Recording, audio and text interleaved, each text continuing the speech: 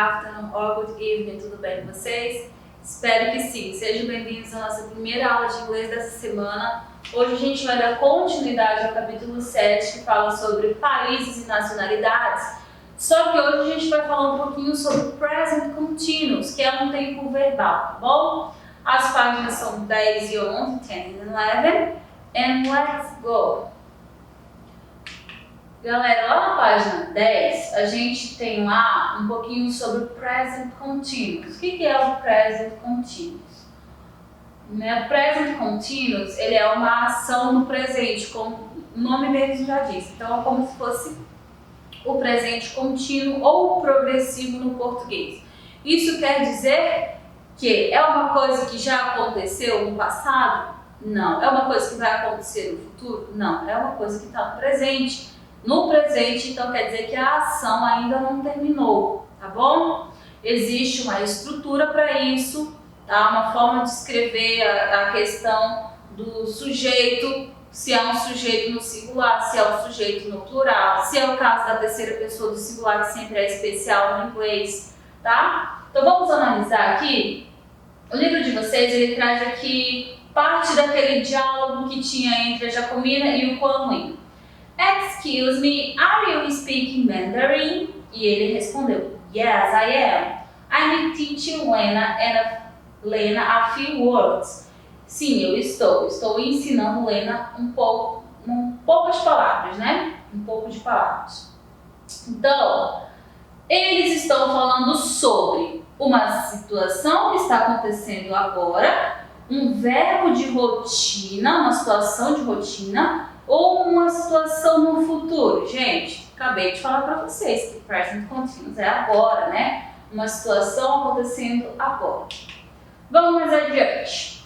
Read the following sentence, then complete the statements about the verbs in bold. Então, leia a seguir, depois complete as afirmações sobre os verbos destacados.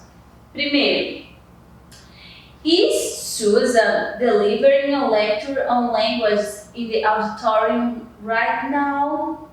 2. The conference about indigenous languages is taking place next weekend. 3. Foreigners are always learning new words. Então, a frase número se refere a um fato que acontece repetidamente. Agora aqui, indica uma ação que acontece no momento que está se falando. E a terceira aqui, se refere a uma ação no futuro próximo. E aí, gente, o que eu posso dar a dica para vocês? A mais fácil aqui, né, seria a gente identificar algumas palavrinhas de futuro e umas palavrinhas que correspondem ao presente agora. Então aqui, na primeira frase, a gente tem right now, agora mesmo. Então, quando é agora mesmo, acontece no momento que está se falando. Então, number 1 é a letra B, tá? Next weekend, no próximo fim de semana, ou seja, ainda vai acontecer. Então, é uma coisa no futuro. Então, quando é no futuro, tá aqui a questão C. E, por fim, né, tá falando de um fato que se acontece repetidamente. Que os estrangeiros estão sempre aprendendo novas palavras. Então, algo que sempre está se repetindo. Então, ó, use the present continuous to describe an ongoing action, something happened at the moment of speech, to make descriptions and to indicate repeating facts. It is also possible to use it to indicate a definite arrangement in the near future. Então é tudo isso. A gente utiliza o presente contínuo, tá? Para falar de algo que está acontecendo no momento que está se falando, para descrever e indicar fatos que se repetem, e também a gente pode falar de algo definido para um futuro próximo, tá? A gente também pode utilizar o presente contínuo, uma ação que está acontecendo para o futuro próximo. Então, vamos lá. Ainda na página 10, a gente tem aqui, eu coloquei já com a regrinha para vocês, porque o livro de vocês, ele acha assim, né? Os alunos vão completar a regra. Eu não acho isso muito bacana. Então, olha só. A estrutura do presente contínuo, a gente tem aqui a afirmativa. A afirmativa você vai utilizar o sujeito mais o verbo be, mais o verbo principal com o ing, a ação que está acontecendo. A negativa, sujeito, o verbo be mais o not, ou isn't, ou aren't. O verbo principal com o ing. Agora, quando for question, a interrogativa, o verbo be salta lá para frente, é a primeira palavra da frase, da pergunta, o verbo be lá na frente, seguido do sujeito, o verbo principal e o ing no final do verbo principal, tá bom? Não é muito difícil fazer isso. Então vamos lá, exercício da página 11. O que vocês devem fazer aqui? Observe as imagens a seguir e escreva frases para descrever o que as pessoas estão fazendo. Então aqui, eu sei que o nome dessa moça é Julie, eu sei que ela está caminhando de muletas, com muletas. Então como que eu vou fazer isso? Você vai colocar, primeiro, se é uma afirmativa, coloca o sujeito, Julie, seguido do verbo be. Ó, Julie é a mesma coisa do que she, que é ela. Como que é o verbo be no presente para ela? Parabéns para quem lembrou, tá? É is. Então, Julie is. O verbo principal já está aqui, que é walk, que é caminhar. É só o verbo principal no presente contínuo? Não, você vai colocar o ing. Então, walking. Julie is walking with crutches. Então, ela está caminhando com as muletas. Resolvi A, então resolva um B, C e D, tá bom? Vamos corrigir, galera? Vamos lá. Como é que fica B? The baby is destroying their school project. Oh, meu Deus, que tragédia, né? O bebê está destruindo o projeto da escola. C. Como é que fica C? Diego is playing the guitar. O Diego está tocando violão. D. Susan is painting the vase. A Susan está pintando o vaso. Vamos mais adiante, ainda na página 11, está dizendo aqui para a gente conhecer, né, algumas regras, como que fica a questão do final dos verbos principais, como que coloca o ing. Então vamos lá. Na maioria dos verbos, você vai colocar o ing no final. Por exemplo, work, working, listen, listening. Quando o verbo termina com e, você vai fazer o seguinte, você vai tirar o e colocar o ing. Por exemplo, take, taken, tá? Não pode ficar o e e o i junto, bota só o i, tira o e e coloca o i.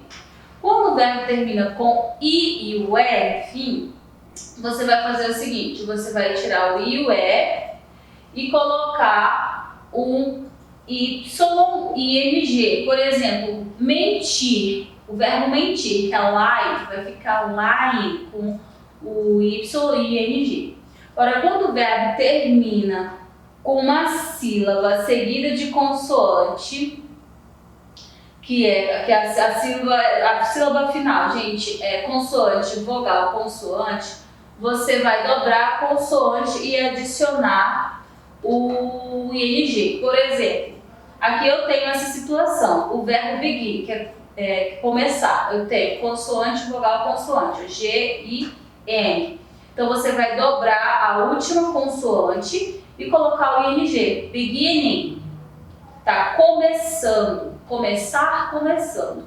Tá bom? Então veja, analise, né, o finalzinho do verbo. Tem consoante, vogal, consoante, dobra a última consoante e coloca o ing. Tá? Não é muito difícil fazer isso não.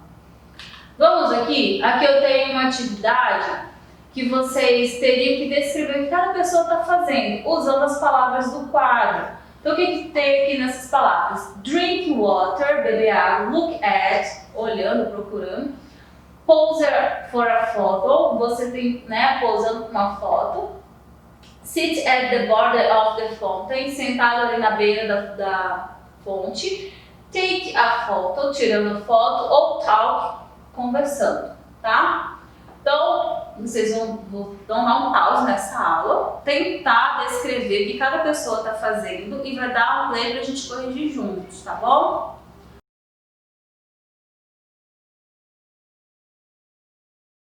Gente, essa correção vai ficar aí né, de uma forma que eu organizei, mas não precisa ficar nessa mesma ordem, contanto que vocês utilizem todos esses sujeitos aqui dessa imagem.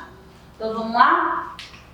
O que o P do Peter, na verdade, está fazendo? Coloquei, Peter is taking a photo of May and Anne are posing for a photo. Já utilizei esses 3 nomes aqui numa frase só, para descrever o que os 3 estão fazendo.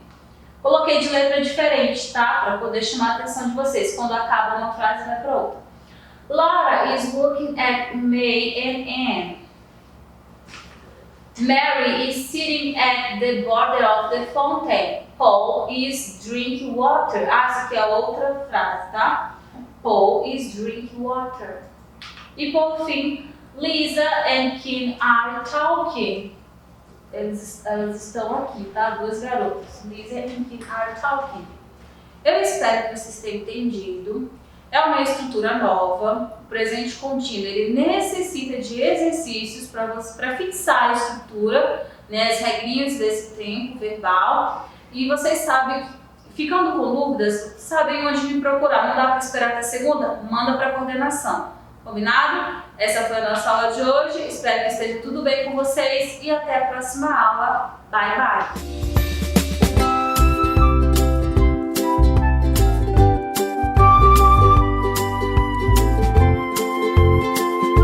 Olá, alunos do 6º ano, mais uma vez aqui, professora de ciências.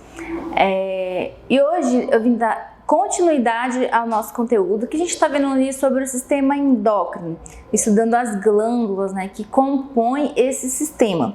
Então, na aula de hoje a gente vai falar sobre as glândulas paratireoides e pâncreas, que é da página 8, 9 e 10. Então, nessas páginas, não esqueçam de colocar a data de hoje, que é dia 20 de 10 de 2020, tá bom? Então, vamos lá!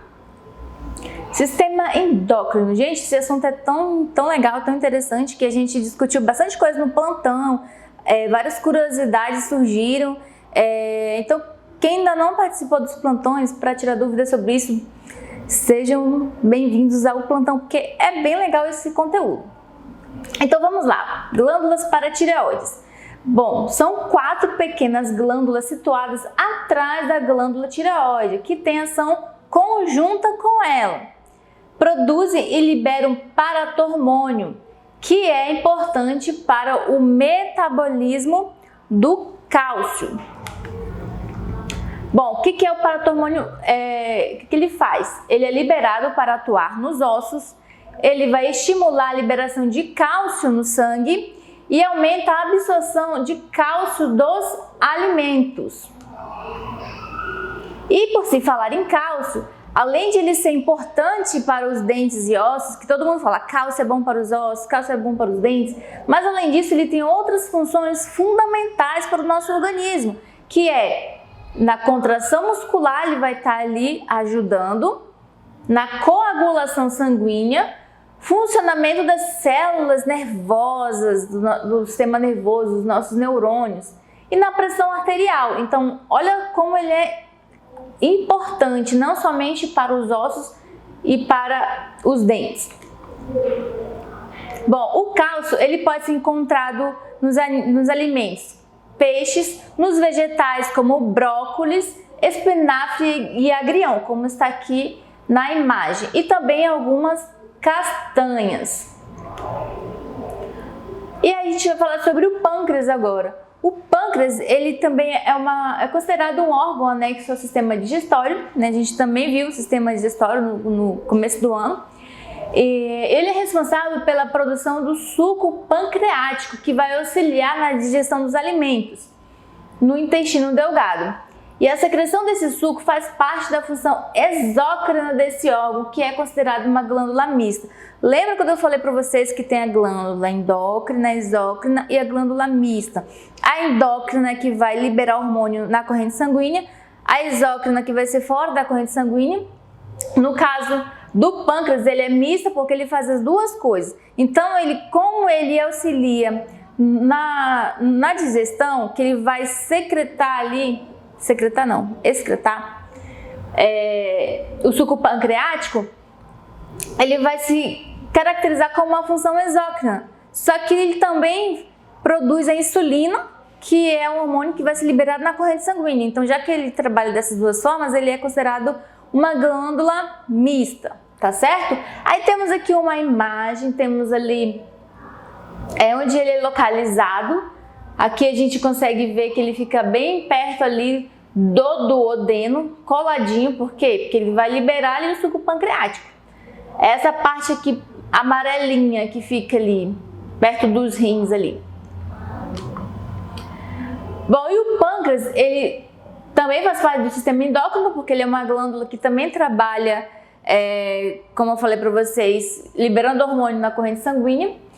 E ele libera a insulina e o glucagon, tá? Essa palavra nova para vocês. Glucagon, a gente vai já falar sobre ele.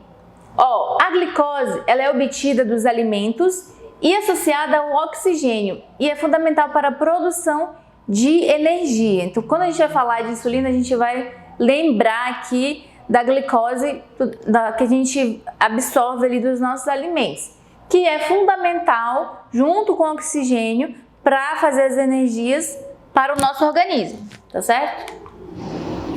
Bom, e a insulina, o que ela tem a ver com isso? Ela atua quando os níveis de glicose no sangue estão altos e a sua ação permite a entrada de açúcar para o interior das células. Então esse hormônio, ele é liberado na corrente sanguínea, ele vai ser como uma porta, ele vai fazer com que a porta das células do nosso corpo, elas se abram para receber a glicose que a gente se alimentou.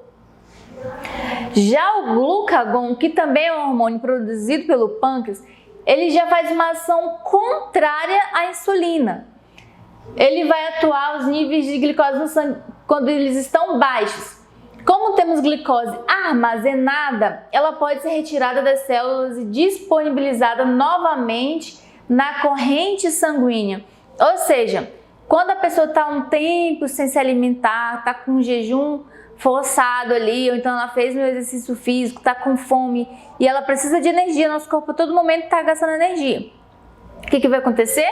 O glucagon vai entrar em ação e ele vai ser liberado na corrente sanguínea, que ele vai chegar no nosso fígado, que vai armazenar ali o açúcar, e daí, quando ele chega lá no fígado, ele vai soltar esse açúcar de novo na corrente sanguínea. Então, ele é o efeito contrário da insulina. Ele vai permitir a entrada de açúcar para o interior das células, o outro vai tirar o que está armazenado do nosso organismo.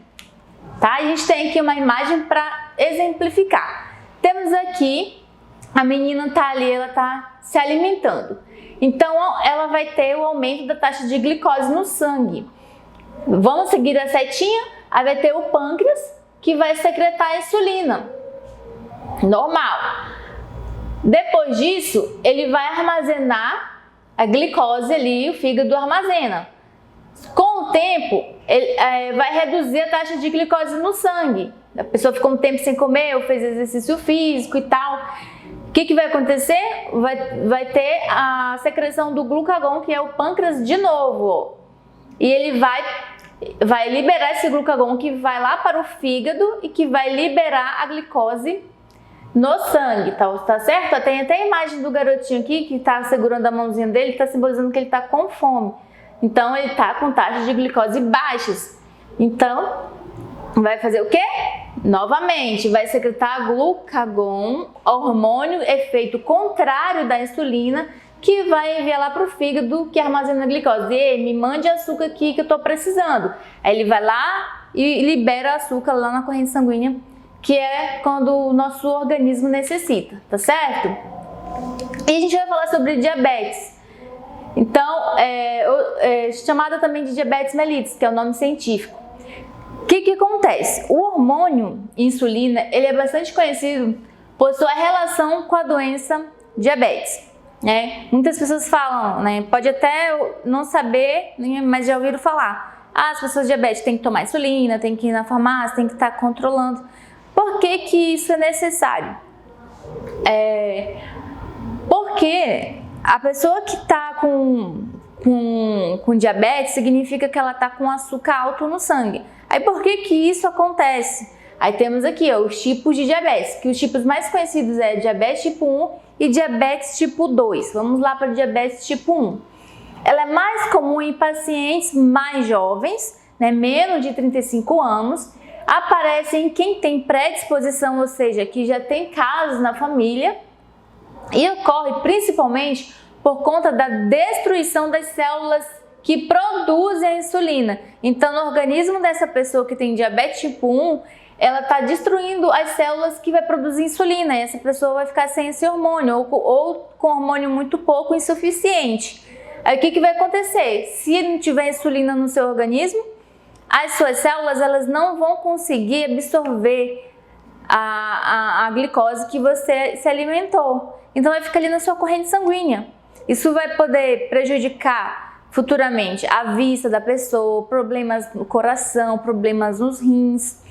Principalmente as pessoas que têm maus hábitos e pode ter um problema circulatório. A pessoa fica sem a sensibilidade dos pés, que é sem a circulação, é perigoso essa pessoa ter um ferimento e não perceber e inflamar, infeccionar, pode necrosar, pode perder dedo, pode perder o pé, pode perder a perna e aí morrer. Então, por isso que tem que ter um acompanhamento e um tratamento essas pessoas que têm diabetes, tá? A diabetes tipo 1, as consequências, eliminação de açúcar na urina, por isso que tem gente que fala assim, que para perceber que está com glicose, tem gente que indica tomar a urina e percebe que está doce, né? Hoje em dia a gente já tem exames para fazer, não precisa disso, tem um aparelhinho que a gente pode ter na nossa própria casa e a gente fura o nosso dedinho pelo sangue a gente perceber. Produção aumentada de urina, geralmente as pessoas diabéticas elas vão mais vezes ao banheiro, eliminar, né, a urina, tem sede em excesso, tem dificuldade de cicatrização, por isso que eu falei, as pessoas que não têm a sensibilidade nos pés, é um perigo, porque além de fazer um ferimento e não perceber, demora para cicatrizar, tá? Tudo isso por causa do açúcar no sangue. E doença nos rins e no coração, como eu falei. O que é o tratamento? Reposição do hormônio, já que ela está com problema de hormônio, de insulina lá na sua corrente sanguínea, o que vai acontecer? Vai ter que tomar injeção diárias com o hormônio insulina. Então, por isso que as pessoas diabéticas tomam insulina. Então, agora vocês entenderam o que é insulina, que ele é um hormônio produzido no pâncreas, importante para a nossa saúde. Tá certo? Isso aqui eu falei da diabetes tipo 1. Diabetes tipo 2, ela ocorre devido a maus hábitos alimentares. A pessoa come muita açúcar, gorduras, não tem uma alimentação equilibrada. Falta de exercícios físicos também, que vai favorecer a obesidade, que também é um fator ali para diabetes tipo 2, além da parte da circulação, essa pessoa não vai ter uma circulação boa, tá? E o tabagismo também, o cigarro também contribui para a diabetes tipo 2. O que vai acontecer? Baixa produção de insulina, o que o torna pouco funcional. Isso vai acometer pessoas acima dos 40 anos que tiveram esses maus hábitos citados. E o tratamento, ele além de tomar insulina, existem outros remédios também, comprimidos, que dependendo do caso o médico passa para a pessoa. Mas além do remédio, é necessário que essas pessoas mudem os seus maus hábitos, elas pratiquem exercício físico, porque diabetes é você controlar a glicose. Então, para isso, você tem que fazer exercício físico e ter uma boa alimentação. Vai ter que reduzir a sua glicose e tomar remédio para que ela fique equilibrada. Se você controlar a sua diabetes, que tem que ser abaixo de 100, né, 99, ali, aí a pessoa consegue ter uma vida normal, mas para isso ela precisa controlar. O que é um problema, porque nesse caso, principalmente aqui do diabetes tipo 2, essa pessoa já tem um costume há anos daquela alimentação, ela não foi acostumada a exercício físico e de repente ela tem que mudar. Então é um pouco mais complicado, porém é recompensador a gente mudar isso para que a gente consiga ter uma vida mais longa. Na verdade, se a gente puder fazer isso antes de chegar aos 40 anos, melhor ainda, que a gente nem vai adquirir diabetes. Beleza? Então, por hoje, gente, é só. Quem tiver mais interesse de falar sobre isso, estamos ali nos plantões. Eu espero que vocês tenham gostado do conteúdo e por hoje é só, tá bom? Um abraço e até mais!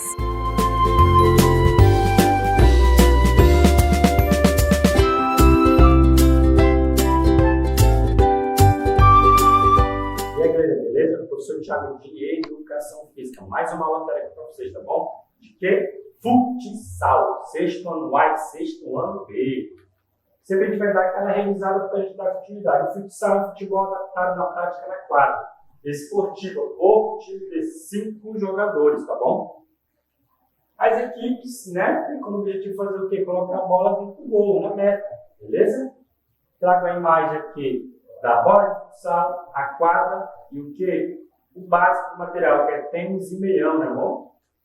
E aqui eu vou trazendo uma imagem do masculino e do feminino, fundamentos. O futsal foi desenvolvido onde? No Brasil. O futsal foi desenvolvido no Brasil e no Uruguai, na mesma época, em 1924, né, que se tornou também conhecido. Beleza? Aí, ó, 1940 no Brasil, o esporte foi desenvolvido por uma associação cristã de moços, que é ACM, e foi onde na cidade de São Paulo, devido à falta de campos de futebol disponíveis, fizeram essa associação e esse jogo, né, numa quadra. E aqui eu falo um pouco sobre o quê? Sobre a história do futsal, que também foi conhecido como futebol de salão, e tem a origem onde? Montevidéu, também no Uruguai, no ano de 1934. E o esporte surgiu a partir da tentativa idealizada de quem? Juan Carlos, que é o criador da modalidade, que se misturasse com o futebol, tipo o futebol, o handebol, o basquete, e o esporte aquático que fez o quê? O futebol de salão, certo? E aqui um pouco dos fundamentos. Qual é o fundamento básico? Passe, drible, cabeceio, chute, recepção e condução de bola. Recepção pode chamar de domínio também, ok? Por aqui eu fico. Na próxima aula o professor vai trazer mais fundamentos para vocês, mais imagens sobre regras e tudo mais. Valeu, galerinha!